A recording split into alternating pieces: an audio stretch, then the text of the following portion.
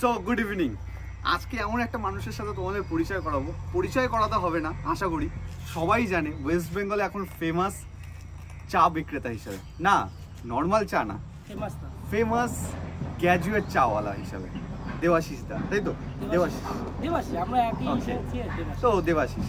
তো আজকের ভিডিওটা অন্যরকম হচ্ছে, কারণ দাদাকে অনেক জায়গায় ভিডিও করতে দেখেছো চা বিক্রেতা হিসাবে চা বিক্রি করছে, বাট আমি আজকে ওই চায়ের লাইফ থেকে বেরিয়ে এসে আজকে একটা হালকা করে একটা পডকাস্ট শ্যুট করছি আমি, নর্মালি ছোটোখাটো।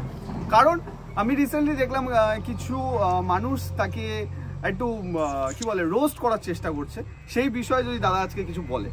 দেখো, যে রোস্ট করেছে তাকে অসংখ্য ধন্যবাদ, তাকেও আমি ভালোবাসি অনেক। তার যখন পেজ হ্যাক হয়ে গেছে তার আগের থেকে আমি তার দেখি, তাকে খুব ভালো ছেলে, অল্প বয়স থেকে উঠেছে, আর সে খুব ট্যালেন্টেড ছেলে, আমার খুব ভালো লাগে।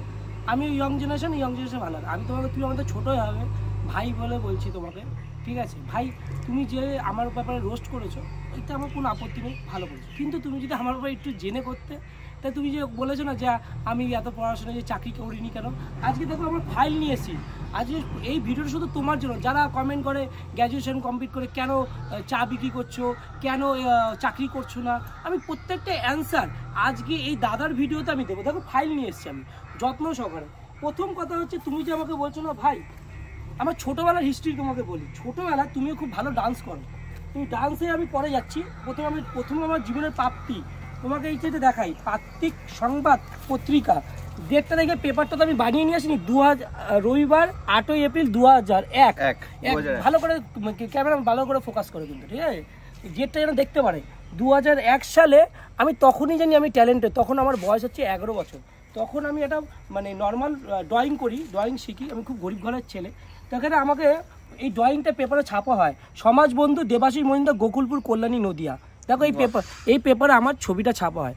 তখনই আমি জানতাম যে আমার মধ্যে হয়তো কিছু ট্যালেন্ট, তখন তো বুঝিনি, তখন থেকে আমি ট্যালেন্টেড।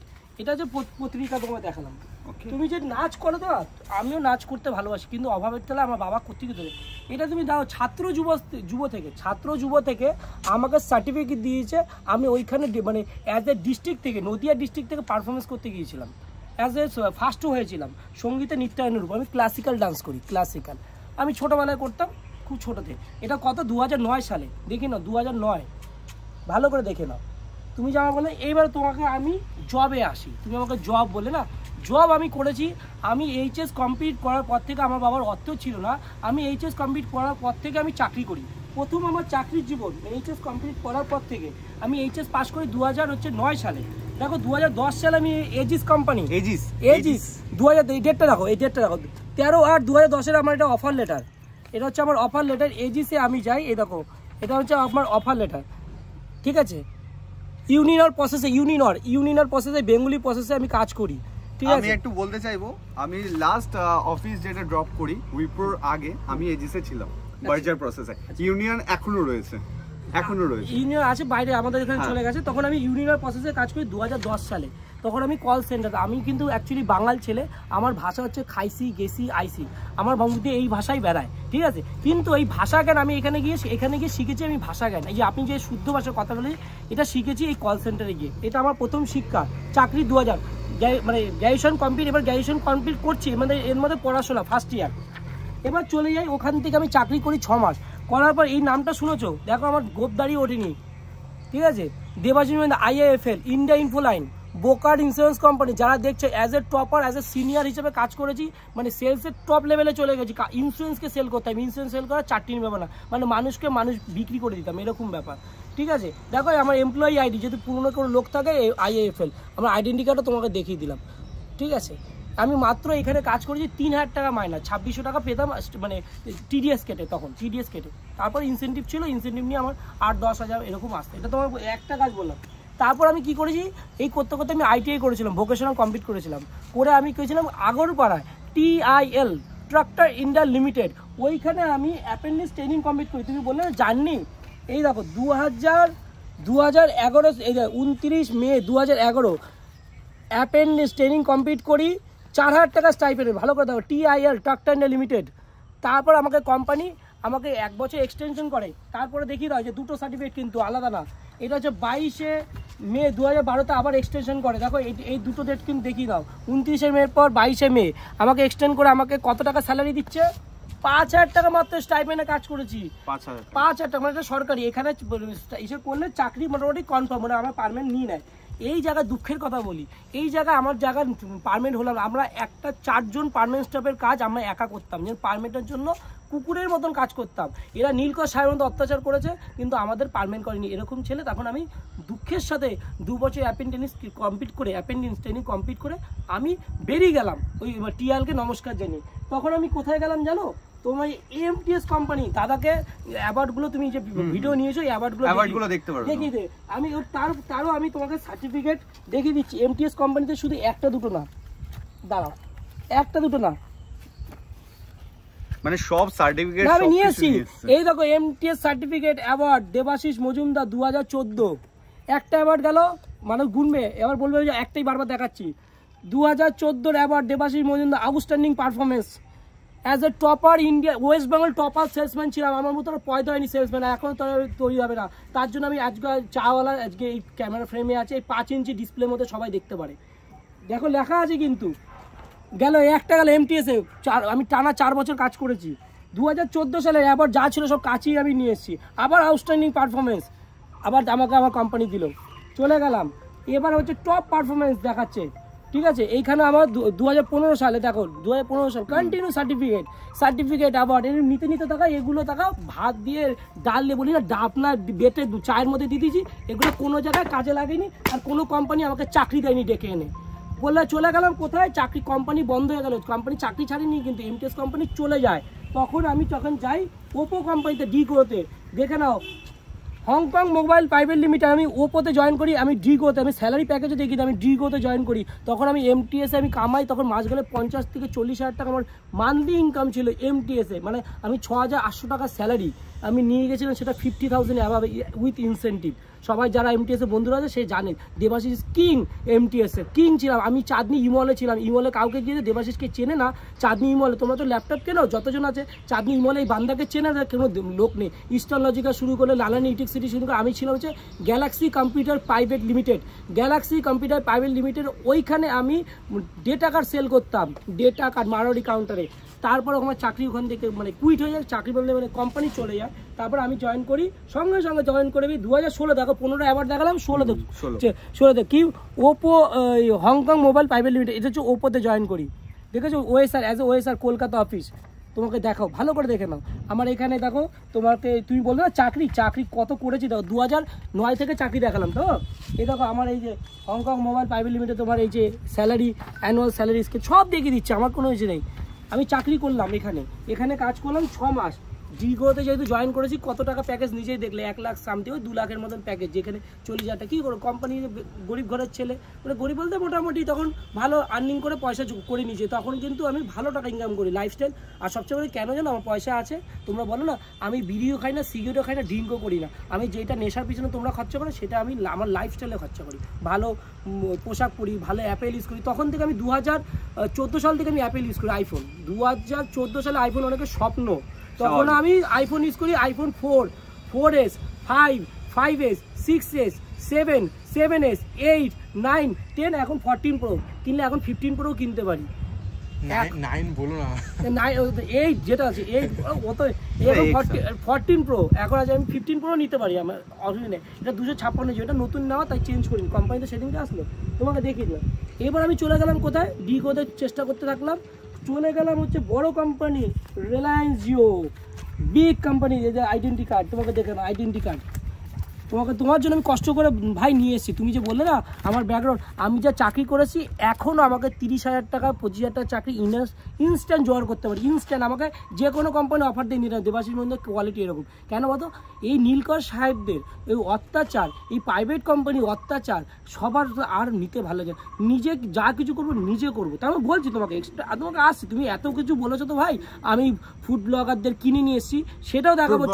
টাকা দিয়ে আমি সেটা দেবো, যে টাকা চেয়েছে তাকে কি অ্যান্সার দিয়েছি সেটাও তোমাকে আমি দেখাবো। ভাই একটু ওয়েট করো, কষ্ট করে। আমার তোমার এই ছোটো দাদা ভিড়, তোমাকে আমি কোনো কিছু, তোমার আমি ভালো ফ্যান, তোমাকে আমি সম্মান করি। তুমি কষ্ট করে উঠেছো, তোমার যখন পেজ হ্যাক হয়ে যায়, সবচেয়ে আমি কষ্ট পেয়েছি, কারণ অনেক কষ্ট করে দাদা পেজটা তৈরি করতে হয় ভাই আমার। শোনো ভাই, তোমাকে আমি সাপোর্ট করি, তুমি খুব ট্যালেন্টেড ছিল, ভালো ডান্স করো, ভালো র্যাপিং করো, তোমাকে আমি কোনো অসম্মান করছি না। তুমি যে আমাকে রোস্ট করছো, তুমি এবার ভিডিওটা করো যে আমি যে করেছি দাদার নামে, আমি ভুল বলেছি মানুষের জন্য, আমার খুব কষ্ট লেগেছে, তুমি আমাকে রোস্ট করেছো, আমার কোনো কষ্ট হয়নি, কিন্তু তোমার এই কথাগুলো আমার কষ্ট, তুমি আমার ব্যাপারে জানো নি, জেনে তুমি বলতে বা আমার ফোন করতে রোস্ট করো, দাদা তোমার ব্যাপারে কি আমি জানতে চাই, কারণ আমি কষ্ট করে খাচ্ছি বস। এই দেখো রিলায়েন্স জিওতে আমি অ্যাজ এ সিনিয়র হিসেবে কাজ করি, এখানে দেবাশিস মজুমদার এমপ্লয়ি আইডি তোমাকে দেখিয়ে দিলাম, এটা ভার্চুয়াল কার্ড, নেট থেকে ডাউনলোড করা। এবার আমার অফার লেটার দেখিয়ে দিলাম, 2016তে আমি দেখিয়েছি যে ওপোতে কাজ করেছি, ওপোতে আমি 6 মাস কাজ করেছি ডিগ্রোতে, যখনই আমি চাকরিটা পেয়ে গেছি, এখানে ভালো প্যাকেজে জয়েন করলাম 2,40,000, এটা 2,40,000 প্যাকেজে আমি জয়েন করলাম, তারপর আমার বেড়ে গেছে স্যালারি, তাহলে আমি এখানে কন্টিনিউ কাজ করি 2021 অবধি এখানে কন্টিনিউ কাজ করি, 2021, ঠিক আছে, তোমাকে আমি দেখিয়ে দিলাম। এইখানেও আমি জিজ্ঞেস করবো যারা রিলায়েন্স জিওতে আছে, অ্যাজ এ টপার ব্যারাকপুর জেসিতে ছিলাম, ব্যারাকপুর জেসি বেশি না, ব্যারাকপুর অফিস, ওই অফিসের সবচেয়ে সিনিয়র প্লাস টপার ছিলাম, এমনকি ইন্ডিয়ার টপার আমি ছিলাম। এই দেখো আমার সার্টিফিকেট, এইখানেও আমার সার্টিফিকেট, কত সার্টিফিকেট, মানে সেলসের শেষ কথা, তুমি আমাকে জল দেবে না, জলকে দুধ বলে বিক্রি করে দেবো, এই ধরনের মাল প্রোডাক্ট তৈরি করেছে কোম্পানি, আমাকে অ্যাজ এ কমান্ডো হিসেবে কমান্ডো, মানে যেখানে পজিশনে আমি দাঁড়িয়ে গেলে সেল আমি করে দিই। এবার চলে গেলাম, আমার এইখান থেকে কোনো কোম্পানির সাথে কোনো কারণে, এটা যাই আমাদের কোম্পানি আর পার্সোনাল ব্যাপার, আমার কাজটা চলে যায়, ঠিক আছে, চলে যাওয়ার পর তখন আমি একটা গ্রোসারি শপ খুলি, মুদিখানা দোকান, কারণ নিজে কিছু করার ইচ্ছা ছিল। দেখো তখন দেখিয়ে দিচ্ছি, 2020-তে আমি চাকরি ছেড়ে দিই, তখন 21-22-এর গ্রোসারি শপ, দেখো এই দেখো 31 March 2022 grocery shop, Gayeshpur municipality, Debashis Majumdar, care of আমার বাবার নাম কৃষ্ণ মজুমদার, আমার গোকুলপুর। এই দেখো গ্রোসারি শপ, দেখিয়ে দাও গ্রোসারি অ্যান্ড স্টেশনারি, এটা আমার ট্রেড লাইসেন্স, ভালো করে ট্রেড লাইসেন্স। এই ট্রেড লাইসেন্সের পর আমি ট্রেড লাইসেন্স 2022-এ শেষ হয়ে যায়, তারপর রিনিউয়াল করি, এখন 2025 অবধি ট্রেড লাইসেন্স রানিং, আমি রানিং ট্রেড লাইসেন্স, দেখে দাও আবার এটা আমি করি, আবার এক্সটেন্ড করি 3 বছরের জন্য। দেখো দেখে নাও দেবাশিস মজুমদার, কেয়ার অফ কৃষ্ণ মজুমদার, এই দেখো গ্রোসারি এবং স্টেশনারি অ্যান্ড রিটেল, ঠিক আছে। এবার চলে গেলাম, তোমাকে সব সার্টিফিকেট দেখিয়ে দিলাম, এই দুটো সার্টিফিকেট, যারা আমাকে কমেন্টস করছে তারা ভুলভাল যে কেন করে না, আমারও ট্যালেন্ট, এরকম চাকরি এইচএস কমপ্লিট থেকে এরপর গ্র্যাজুয়েশন কমপ্লিট করেছি, করতে করে আমি নিজে মুদিখানা দোকান চালাতাম, ওইখানে মুদিখানা সদাই নিয়ে আমি ফিরছিলাম, মানে দোকানের মাল নিয়ে, তখন আমি ওখানে ভিড় দেখে না দাঁড়িয়ে পাই, যেখানে ওখানে কোনো চায়ের দোকান বা কোনো দোকান নেই, ঠিক আছে। তখন আমি একটা লোককে বলি, দাদা এত 4 হুইলার কিসের জন্য, তখন উনি আমাকে বলে, দাদা এটা সিবিএসসি বোর্ডের পরীক্ষা চলছে, আমি কেউ আচ্ছা, তখনই একটা লোক এসে বলছে কি ভাই চা কোথায় পাওয়া যাবে, আমি ওই চা সেই কাঁচাপাড়া স্টেশন, আর নাহলে ওই পাল্লাদার মুসলিম পাড়ায় যেতে হবে। তাহলে লোকটা বলছে কি তাহলে এখানে টোটো যায়, আমি কি হ্যাঁ টোটো যায়, কই কি টোটো কত ভাড়া নেবে, আমি 10 থেকে 15 টাকা নেব, কি 5 টাকা চা খেতেও 10 থেকে 15 টাকা, তখনই আমার বিজনেস মাইন্ড ওখানে ক্লিক করে। যদি আমার একটা বন্ধু ছিল, আমি বললাম যে এখানে চা জল বিক্রি করলে না, এত হাই প্রোফাইল কাস্টমার সব এখানে, তাহলে চা বিক্রি করবে। তখন আমার কাছে অলরেডি চাকরি জীবনে আমি ভালো স্কেলে ইনকাম করে এসেছি, মাঝখানে প্রচুর টাকা ইনকাম করেছি, তখন থেকে আমার লাইফে এই অ্যাপেল ওয়াচ, আমার 4 হুইলার তখন আমি অ্যাফোর্ড করি, কিন্তু আমার চাকরি জীবনে একমাত্র আমি এমপ্লয়ি যে চাকরিতে জিজ্ঞেস করো ব্যারাকপুর জেসিতে 4 হুইলার নিয়ে কাজে যেতাম, সেই আদা ছিল, গরিব হতে পারি, গরিব থেকে উঠেছি তো, তাই কষ্টের এই আদাটা যে আমি একটু গাড়ি নিয়ে যাবো, মেহনত করে উঠেছি, নিজের গাড়ি না মেহনত, এরকম না চোরাই মাল 2 নম্বরই ব্যবসা করে উঠেছি, নিজের স্যালারি পে স্লিপ সরকারকে ট্যাক্স পে করে ইনকাম করে তারপর গাড়ি কিনেছি। তোমরা যে বলছো না, একটু বলার আগে নাকি প্রত্যেকটা মানুষকে আমার কথা বলে এইখানে লাগে বস, কষ্ট হয় আর কিচ্ছু না, আমি কষ্ট করে উঠেছি, ট্রেড লাইসেন্স তোমাকে দেখি না মুদিখানা সব, তখন একটা মানুষকে তখন বললাম কি চায়ের ব্যবসা করলে বেশ ভালো হবে, তখন আমি চা জল তুললাম, এবার 4 চাকা নিয়ে কেন যাই, 4 চাকা নিয়ে সব করতে যাই, আমি 4 ক্যারেট জল তুলেছি, মানে 24টা করে যে থাকে, এবার ওটা আমার গাড়ির ডিকিতে থাকে, এবার আমার 3খানা ফ্ল্যাক্স নিয়েছি, তারপর হচ্ছে বিস্কুট নিয়েছি 4 প্যাকেট, এগুলো কোথায় রাখবো, তার ওখানে মধ্যে তো রাস্তা দোকান নেই, তার গাড়িটাকে দোকান হিসেবে ইউজ করেছি। কিন্তু তোমরা মানুষ একটা ভিডিও করে এমনভাবে দেখিয়েছো যে 4 চাকা নিয়ে আসে, কিন্তু আমি 4 চাকা দেখি কিন্তু ভিডিও করতে যাইনি ওখানে, না এটা তো সবাই বলতেই পারে যে তুমি তো একটা ভ্যান বা রিক্সা কিছু তো করে কেন, হ্যাঁ একদম ঠিক বলেছো, কিন্তু আমার কাছে তো আছে নিজের গাড়ি, নিজের পড়লে আমি কেন এরকম ভাবে নিয়ে যাবো, আমার গাড়িতে রয়েছে, আমি গাড়ির মধ্যে তো লক করে, আমি তো তুমি দেখছো পায়ে হেঁটে হেঁটে আমি করছি, তাহলে তো গাড়িতে লক করে মধ্যে স্টক রেখে দিচ্ছি, আমি স্টক আবার শেষ হয়ে যাচ্ছে, আবার একটা কেটলি শেষ হয়ে গেল, আবার একটা কেটলি বের করলো, আমার জল যখন শেষ জল আবার বের করে নিলাম, সেসব তো স্বাভাবিক। এইগুলো তো তোমরা সবাই দেখলে যে হ্যাঁ সার্টিফিকেটটা রিভিল করলো, আর যে রোস্ট করেছে তাকেও বোঝানোর চেষ্টা করলো, কোনোভাবে কোনো দিক থেকে তাকে কোনো হ্যারাসমেন্ট না, কোনো ছোট তাকে ভালোবাসি, তারাও ভালোবাসি, স্বাভাবিক, সে এত বড় একটা ক্রিয়েটার, সে মেহনত করেছে, তার জন্য আমার খুব কষ্ট হয়, তার জন্য তার পেজটা এত হ্যাক হয়ে গেছে, আমার নিজের কষ্ট রে ভাই, স্বাভাবিক ভাই তোর জন্য আমার খুব কষ্ট হয়। পেজ দাঁড় করাতে সারা লাইফ লেগে যায় ভাই, সেই পেজটা হ্যাক হওয়ার পর কেমন ফিল হয় সেটা যার হয় সেই জানে। কারণ আমি গরিব ঘরে ওঠা ছেলে ভাই, তুই যদি আমার সাথে মিশিস না ভাই, জড়িয়ে তুই আমাকে জড়িয়ে ধরবি রে, তুই যার নামে রোস্ট করেছিস, আমি তোকে খুব ভালোবাসি। প্রত্যেকটা মানুষকে বলে, আমি প্রথমকে নলেজ করি, তারপর যখন চা বিক্রি করা শুরু হয়ে গেলো, আমার ভিডিও ভাইরাল হয়ে গেলো, তখন আমি ভাবলাম কি একটা নতুন বার্তা দিতে চাই যে ইয়ং জেনারেশন, যেহেতু আমার কাছে 4 চাকা থাকতে আমি কেটলি ধরতে, আজ মানুষ আমার সাথে কেটলি নিয়ে ছবি তোলে। কে আগে কেটলি ধরতে পারে ভাই বলতে, এত টাকা মাইনা পাওয়ার, চাকরি করার পর এত যার কাছে 4 চাকা আছে, তারপর আমি কেটলি ধরেছি, যার জন্য আমি জানি ইনকাম যেখান দিয়ে আসুক, সৎ পথে আসুক, তার জন্য আমি কাউকে টাকা দিইনি ভাই।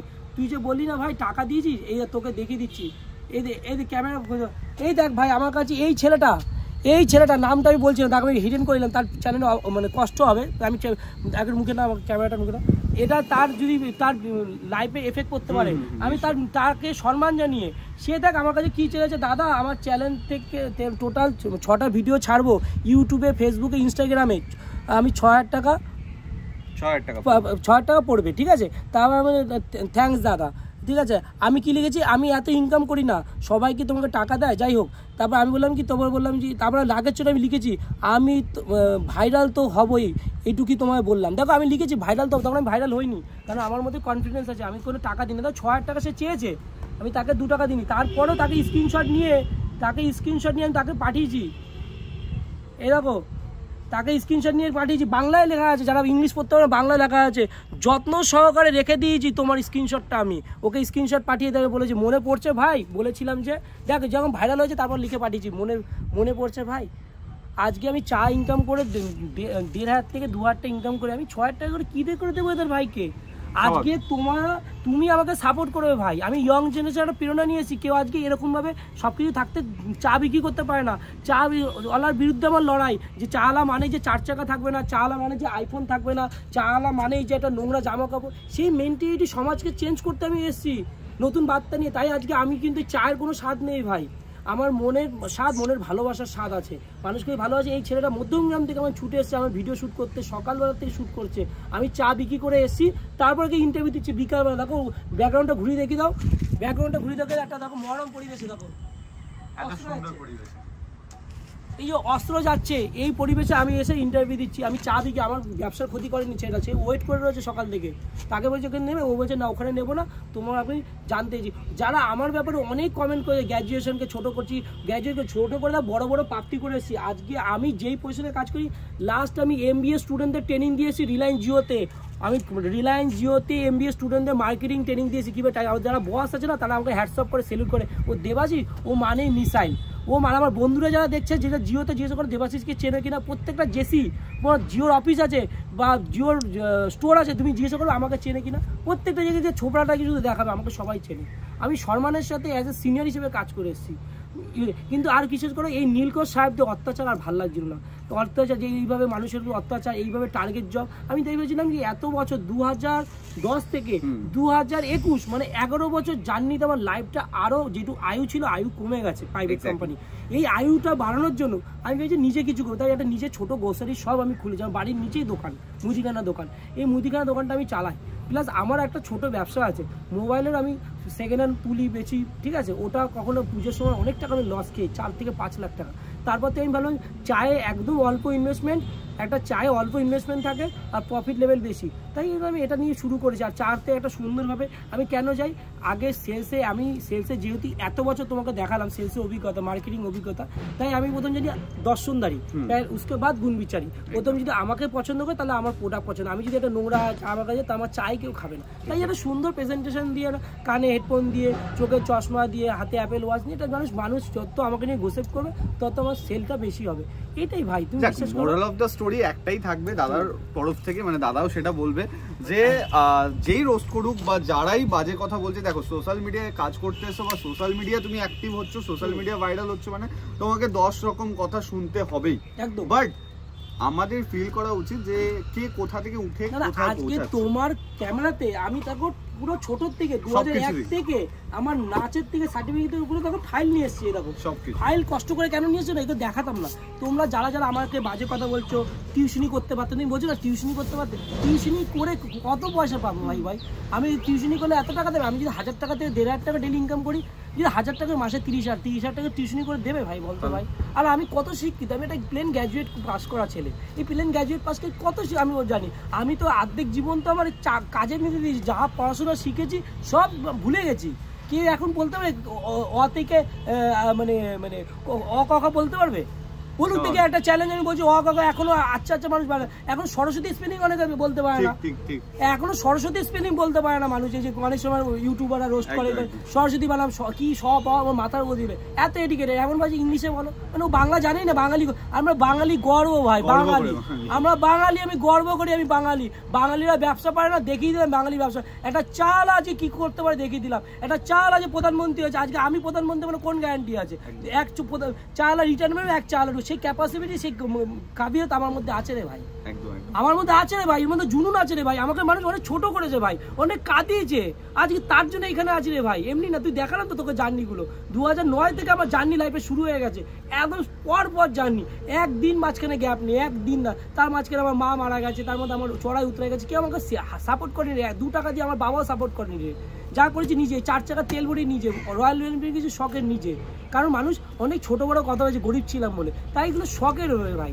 তোরও অনেক শখ আছে, তুইও তো কলকাতার ফ্ল্যাটে থাকি, গাড়ি কিনেছিস, তুইও দামি গাড়ি চালা, আমি তোকে অ্যাপ্রিসিয়েট করি, কেন করবে না মানুষ? আজকে আমি